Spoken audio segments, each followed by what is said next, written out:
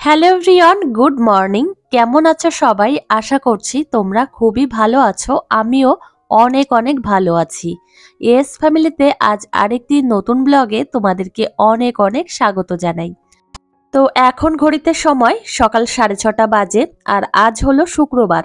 তোমাদেরকে সঙ্গে নিয়েই আজকের ব্লগটি সকাল থেকেই শুরু করছি। তো এখন রান্নাঘরে আমি আশিপাশি কাজকর্মগুলো সেরে নিচ্ছি। তো 6:30 বেজে গেছে, বোঝোই তো। সংসারের কাজকর্ম যত আগে আগে করতে পারবো ততই ভালো। তো আমি এইদিকে বেসিনটাও পরিষ্কার করে নিয়েছি আজ, আর সিঁড়িও মুছে নিচ্ছি, কেননা এই ফ্লোর যখন মুছি তখন একটু সিঁড়িটাও মুছে নিই, তাহলে সব দিকেই পরিষ্কার থাকে। বাসন কোসনগুলো এখানে এনে রাখলাম, আর এখন আপাতত সাজিয়ে রাখবো না, একটু পরেই রাখবো। তো আসলে কি জানো তো, সকালের দিকে কাজের চাপ একটু হলেও বেশি থাকে। তোমরা আমাকে জিজ্ঞাসা করেছো যে দিদি ভাই, মাম্মাম কি কি কথা বলতে পারে আমাদের একটু জানিও। অবশ্যই জানাবো, এই ব্লগেই তোমাদের জানাবো। তার জন্য ব্লগটি তোমরা দেখতে থাকো, আশা করছি তোমাদের খুবই ভালো লাগবে। তো রান্নাঘর তো আমি ক্লিন করে নিয়েছি, আর তোমাদের চারিপাশটা একটু ঘুরিয়ে দেখিয়ে দিলাম।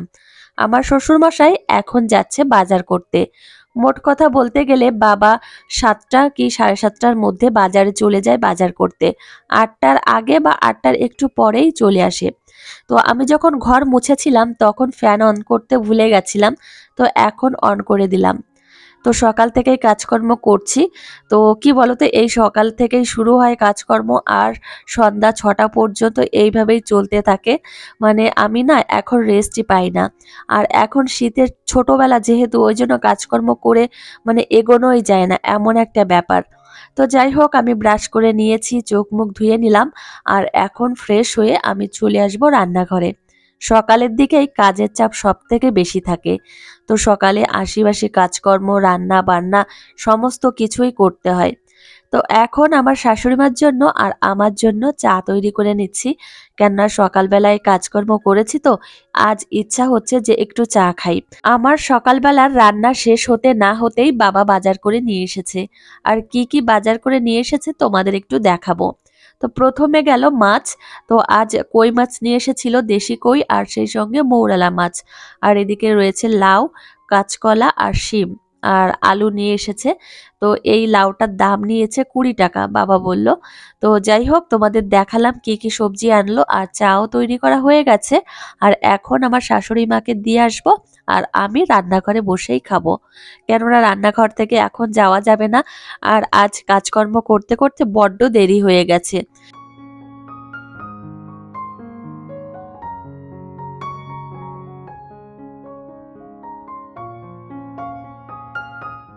আমার এই 3-4 দিন মতো এত পরিমাণে ঠান্ডা লেগেছে, ঠিকই হচ্ছে না।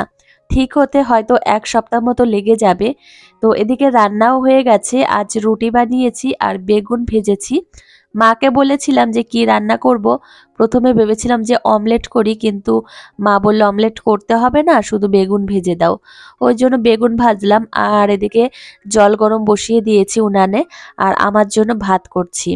তো গতকাল রাত্রেবেলায় আমি কিছুই খাইনি, প্রচণ্ড শরীর খারাপ লাগছিল, আর প্রচণ্ড গ্যাস হয়ে গেছিল, ওই জন্য আমি খাইনি। তো সকালবেলায় প্রচণ্ড খিদে লেগে গেছে, তো ভাবলাম কি আমার জন্য আমি ভাতই রান্না করি। এখন শীত শুরু হয়েছে, এখন থেকেই 3-4 বেলা করে গরম জল করতে হয়। তো বাবা গরম জল ছাড়া খেতেই পারে না, আর আমার মামামের জন্য আমি ফ্লাক্সের মধ্যে গরম জল রেখে দিই। তো সব সময় গরম জল করতে উনানে আসতেও ইচ্ছা করে না, ওই জন্য আমি ফ্লাক্স ব্যবহার করি। যখন গরম জলের প্রয়োজন হয় তখন ওইখান থেকেই নিয়ে নিই। আর মামামের খাওয়ার জল আমি এখন রেডি করে রাখলাম। সবকিছুই প্রায় গোছানো হয়ে গেছে, আর এখন মামামের জন্য রান্না করছি। আজ মাম্মামের জন্য মাখানা রান্না করছি, আর মাখানাটা আমি একটু হালকা করে ফ্রাই করে নিয়েছিলাম, তারপর আমি মিক্সি থেকে একটু গুঁড়ো করে নিয়েছি। আর একটা খেজুর আমি ম্যাশ করে রেখেছিলাম হাত দিয়ে, তো খেজুর আমি দিয়ে দিলাম। আর এর মধ্যে আমি 1 চামচ মতো ড্রাই ফ্রুটসের পাউডার দিয়ে দিচ্ছি। তো এই খাবারটা বাচ্চাদের খাওয়ালে ওয়েট গেইন হয়, আর আমার মামাকে আমি সপ্তাহে এইরকম খাবার 2-1 দিন 3 দিন মতো খাইয়ে থাকি।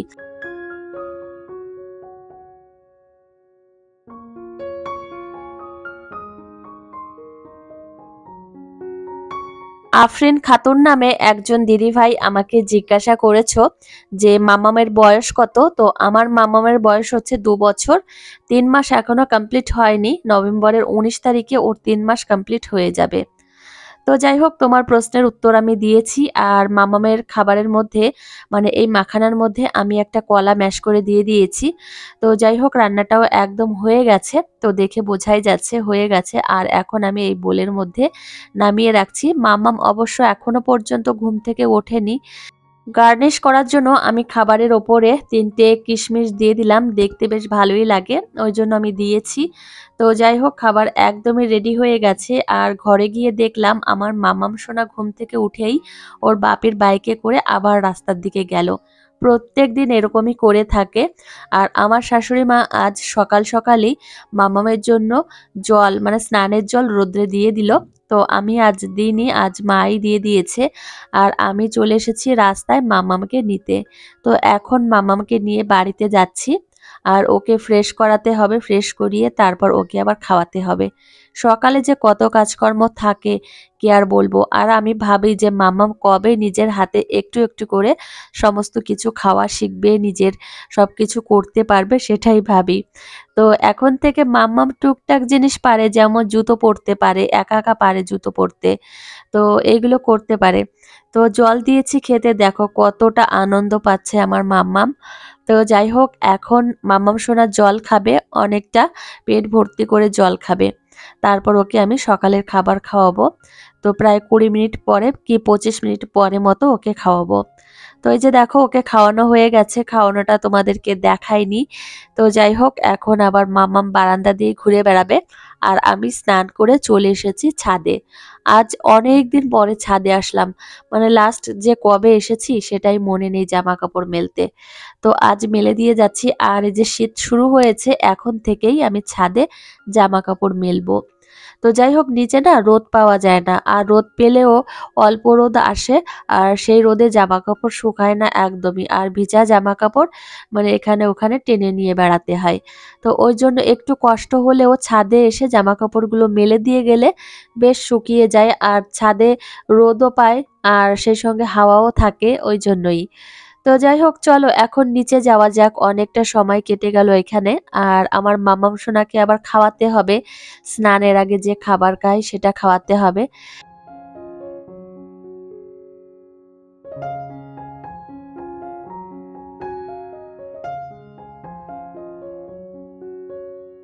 আমি এখন সিঁড়ি বেয়ে নিচের দিকে যাচ্ছি।